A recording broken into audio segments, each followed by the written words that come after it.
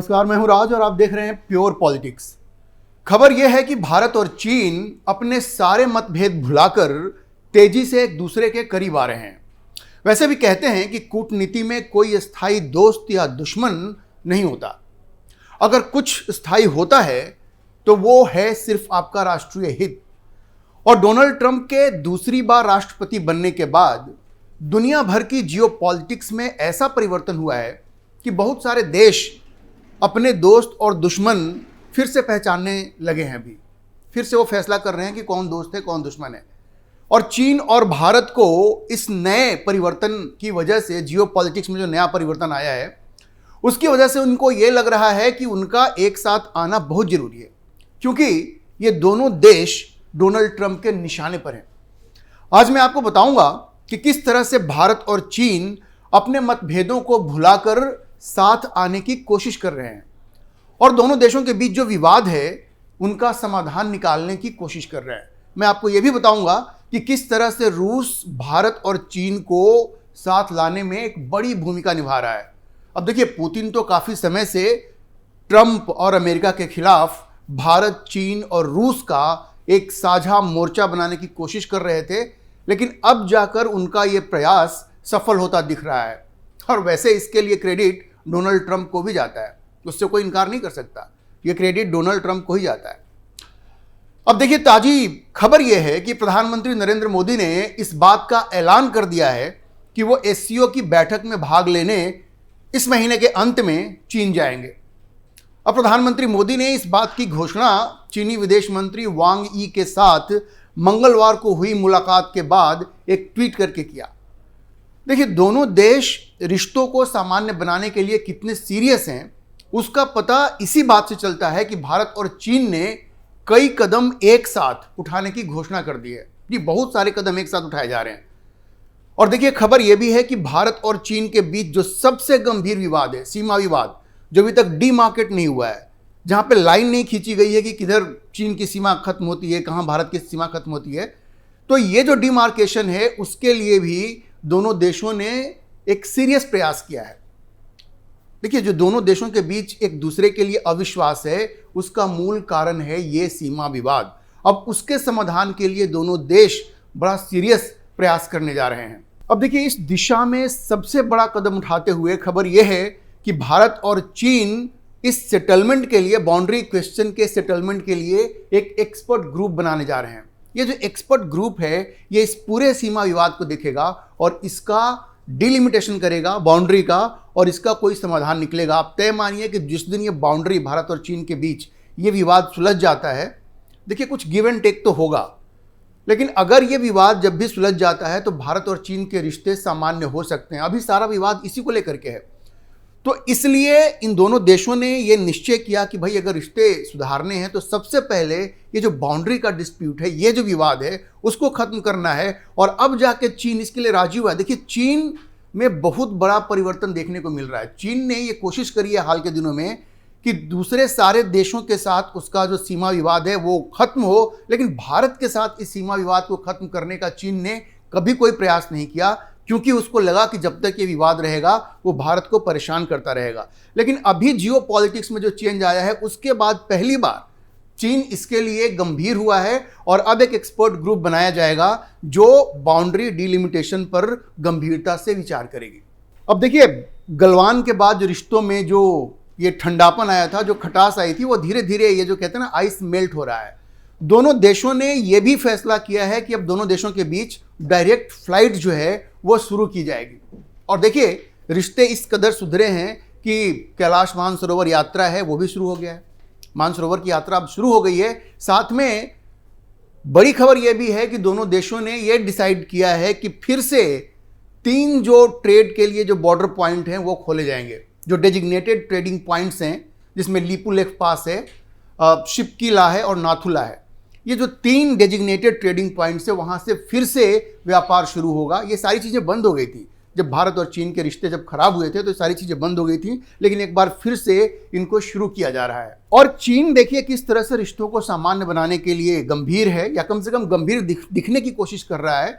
जो rare earth magnet वाला जो इश्यू था, चीन ने दुनिया के बहुत सारे देशों के लिए रेयर अर्थ मैग्नेट सप्लाई करना बंद कर दिया था और भारत भी उनमें से एक था, खास करके जिनको वो अपना शत्रु समझता था, जिनसे उसकी कुछ फ्रिक्शन थी नीतियों को लेकर के, उसको उसने बंद कर दिया था। अमेरिका का भी बंद कर दिया था।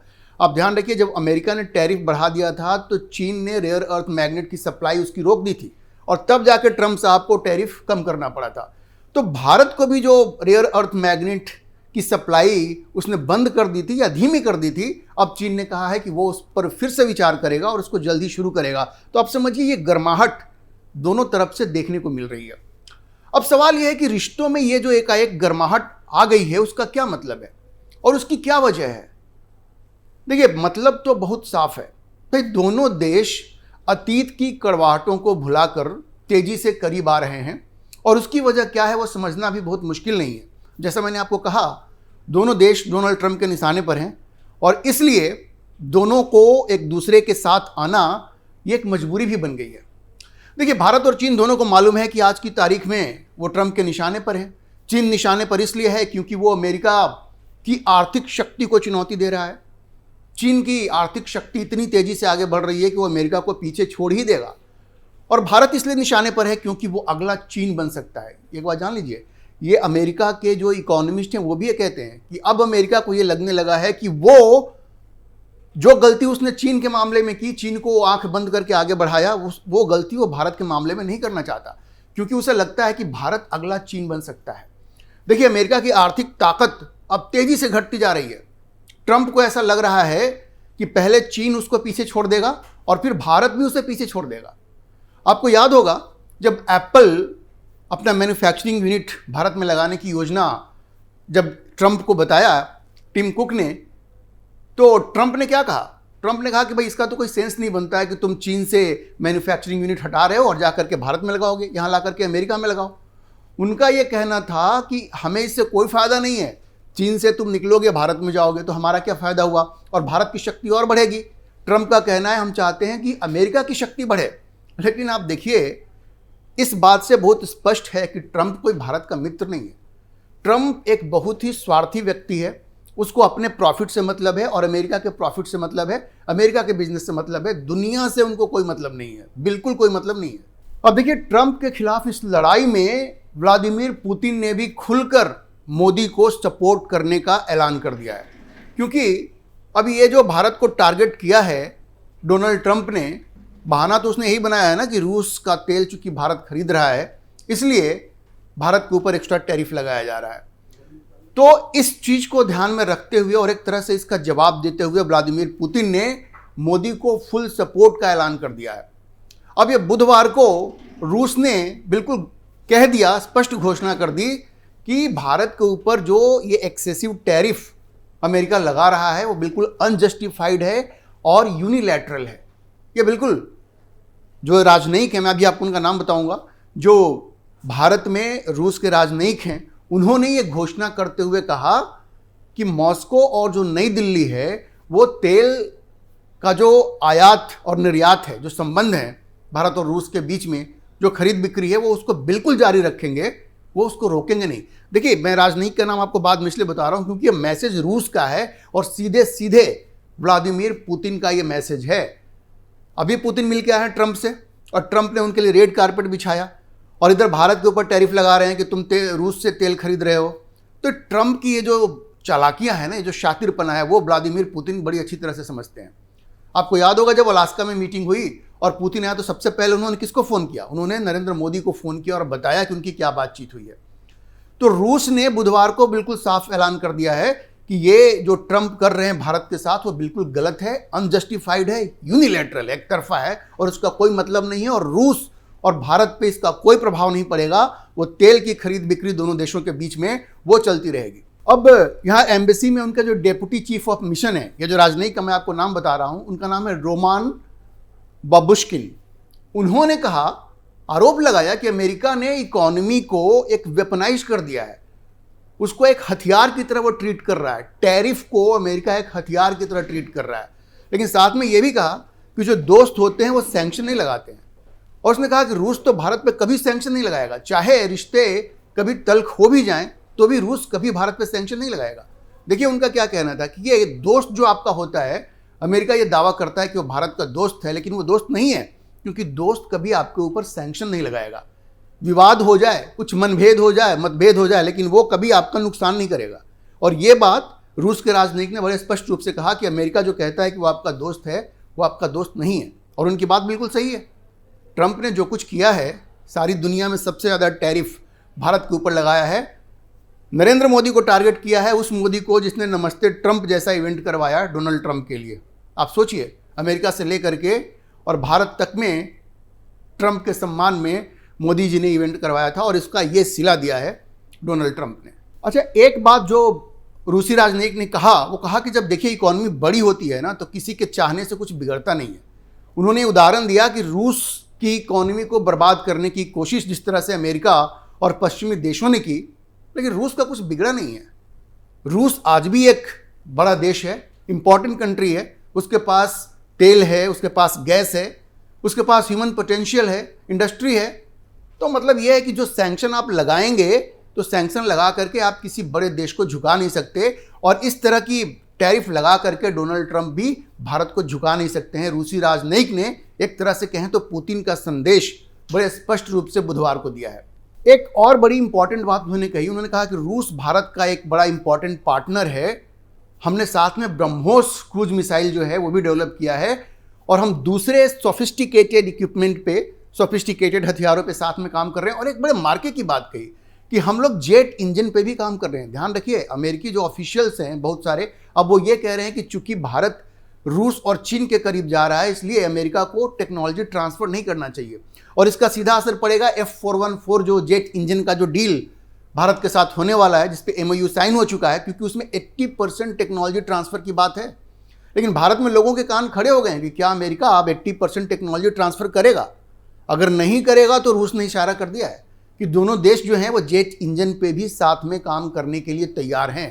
तो आप देख सकते हैं कि अगर F414 की बात नहीं बनती है जनरल इलेक्ट्रिक के साथ, तो हो सकता है रूस भी सामने से आ जाए पिक्चर में और कहे कि हम भारत को जेट इंजन तेजस मार्क 2 के लिए जो इंजन की ज़रूरत जो है वो हम देंगे भारत को। ये हो सकता है, क्योंकि रूस के राजनयिक ने ये बात आज कही है कि रूस और भारत जेट इंजन के क्षेत्र में भी साथ में काम करने को तैयार है। एक बात उन्होंने और कही, और बड़ी मार्केट की बात थी, कि अगर भारतीय जो सामान है, अगर वो उसको अमेरिकी मार्केट में जाने में परेशानी होती है इस टैरिफ की वजह से, तो कोई दिक्कत नहीं है, कोई चिंता नहीं है, आप रूस के मार्केट में आकर के अपने सामान बेचो, क्योंकि रूस का मार्केट भी बहुत बड़ा है। तो देखिए, पुतिन ने पूरी तरह से भारत का साथ देने का ऐलान कर दिया है, और ये जो ट्रंप की दादागिरी है उसके खिलाफ भारत, रूस और चीन ने एक तरह से मोर्चा खोल दिया है।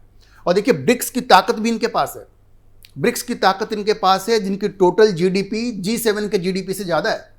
और ध्यान रखिए कि यूरोपियन यूनियन हो, जापान हो, जर्मनी हो, कोई भी डोनाल्ड ट्रंप से खुश नहीं है। उनको मजबूर करके ट्रंप ने एक तरफा ट्रेड डील तो साइन करवा लिया है, लेकिन खुश कोई नहीं है। ऐसा कहीं होता है कि आप कोई सामान भेजेंगे तो 0% टैरिफ, और उधर से सामान आएगा तो 15% टैरिफ? ऐसा नहीं है। देखिए, मैसेज स्पष्ट है, और ट्रंप की शिकस्त बिल्कुल तय है। ये भारत, चीन और रूस का जो गठजोड़ है, ये ट्रंप के पतन का कारण बनेगा, इसमें कोई संदेह अब नहीं है। तो आप समझिए कि भारत के ऊपर ये 50% टैरिफ लगाकर ट्रंप ने भारत और चीन को साथ आने पर मजबूर कर दिया है। ये दोनों देश तो वैसे एक दूसरे के जानी दुश्मन बने बैठे थे, लेकिन ट्रंप की बेवकूफ़ियों ने अमेरिका की 25 साल की मेहनत पर पानी फेर दिया है। चीन के खिलाफ भारत को खड़ा करने की कोशिश जो कम से कम 5 राष्ट्रपतियों ने की, उन सबों को, उस पूरी मेहनत को ट्रंप ने नाकाम कर दिया है, और क्वाड तो अब खत्म ही हो गया है। अब समझिए कि ये क्वाड तो खत्म ही हो गया है। और देखिए, अभी SCO की जो मीटिंग होगी, वहाँ पे ये भी संभव है कि RIC फिर से जिंदा हो जाए। रूस, भारत और चीन का, चूंकि वहाँ मोदी भी होंगे, जिनपिंग भी होंगे, पुतिन भी होंगे, सबों की मीटिंग तय है, और सबकी इच्छा भी है कि RIC, ये जो ट्राइलेटरल है, उसको फिर से शुरू किया जाए। और ब्रिक्स ने भी अब डॉलर को खुलकर चैलेंज करने का मन बना लिया है। पहले तो सिर्फ भारत ही था ना जो ऐसा नहीं चाहता था, लेकिन अब ब्राज़ील, भारत, चीन, रूस सब एक पेज पर आ गए हैं। ट्रंप को अब कोई बचा नहीं सकता। लेकिन वैसे ट्रंप को किसी चीज़ के लिए नोबेल मिले या नहीं मिले, इस बात के लिए उनको नोबेल पुरस्कार मिल ही जाना चाहिए कि उन्होंने 2 जानी दुश्मनों को एक साथ आने पे मजबूर कर दिया है, भारत और चीन को। अभी के लिए इतना ही। हम इस खबर पर नज़र बनाए रखेंगे और आपको अपडेट करते रहेंगे। अगर आपको वीडियो पसंद आया हो तो आप इसे लाइक करें, शेयर करें और हमारे चैनल को सब्सक्राइब करें। और इस विषय पर आप क्या सोचते हैं, अपनी राय कमेंट बॉक्स में ज़रूर लिखें।